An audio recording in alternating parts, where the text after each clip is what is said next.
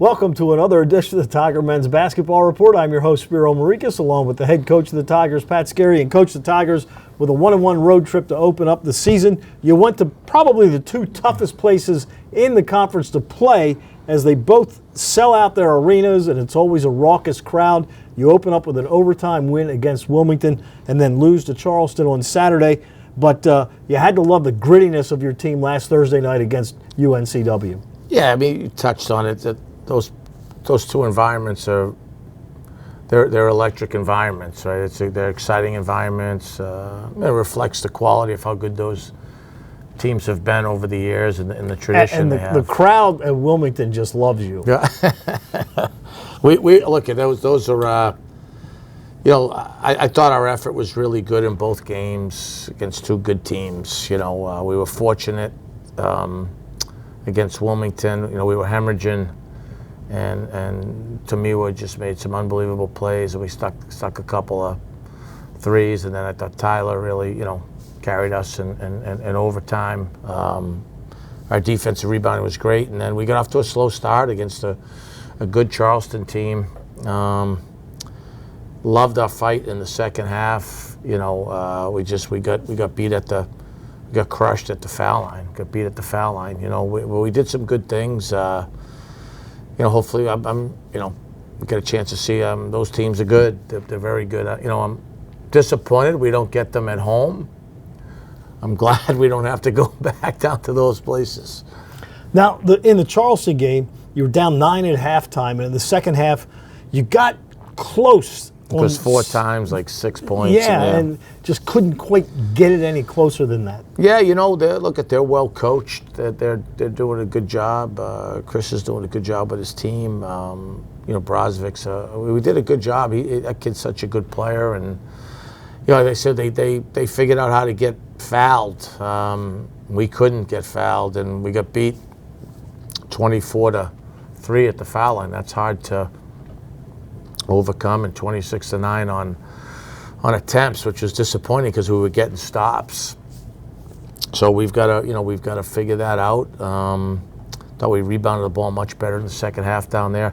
Right now we've had good practices, and the Monday and Tuesday this week have been excellent practices, especially Tuesday. And we've talked a lot, Spear, with our team about we've got to play with an incredible force, which I think we did for 3 out of the 4 halves. And we got to make some shots. I do believe we will make some shots. We shot a little better in the second half at Charleston. Yes. We had a really bad shooting hat in the first half, Charleston, and then both halves in Wilmington. So we took care of the ball, which was good. But at some point, I do really believe we've got good shooters. I see the work they put in. They're committed to moving the ball. I still think we could read the game a little bit better at times. But I think that's coming.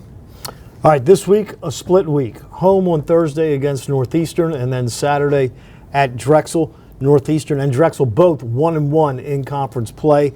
Northeastern 1-1 at home. Drexel went on the road for 2, and they split. This Northeastern team, when you look, much like your team, their top 3 leading scorers are returning players from last year. And they've been a good offensive team, but really odd against Hofstra, losing 55-37. Well, I like Northeastern team. Billy Cohn's a terrific coach and a good friend. I've picked them high the last couple of years. I think they're going to be a team that's in the top 4 in our league. They've got experience. King is playing at an all-league level. The reason they didn't score against Hofstra, one of them was Troutman was out with an injury, who's obviously a terrific player, and the kid Woods is he's a walk-in double-double, and then they added the kid Pratt from Elon. So they're really athletic. They're strong. They can drive the ball. They play faster than some of the Northeastern teams of the past, and they're a good rebounding team. They're a good club. They've had a couple good wins in the non-conference, and they have such great respect for Billy and his program. It's playing Northeastern's never an easy game, and then we'll turn around, and we didn't get to play at the DAC last year. Zach's doing a good job with his team. They got a 9-6 record. They got a good split on the road, and We've lost 2 tough games there. One at the year we won the league, we missed a layup at the buzzer, and then we lost in overtime the following year. So it's a big week for us to hopefully to string some success together. And Drexel's another team that returned a lot of players from last year. So, you're playing 2 veteran ball clubs this week. Yeah, Drexel, he had to add some guys, but like McGee and Butler are really good perimeter guys, and because they've had a good program the last couple of years, you see guys like Hargrove and Blakely start to play more roles, larger roles, and play well. A big thing this week will be our ability, transition defense, and guarding the ball. 2 good teams at really trying to take you off the dribble. Let's talk about Delton Williamson for a second. He's had some tremendous games this year. He's kind of in a shooting slump right now. What do you do with a guy like that is capable of being one of the best 3-point shooters in the league? Just tell him, keep shooting. It's gonna happen eventually. Yeah, I mean, he was 5 for 32 last weekend. That's not by design, and he's incredibly talented. He puts in a lot of work, and I believe in him. You want him to trust his work. You want him to stay confident with shooting the ball, and he'll make shots, right? What did Winston Churchill say? If you're going through hell, keep going, right? And that's what he's got to do. I think it's more important because he's still a younger player. Is he doing a good job transition defenses? Is he impacting at the point of attack the basketball? Is he taking care of the basketball? Is he blocking out, like all those other things? Because sometimes you don't make shots.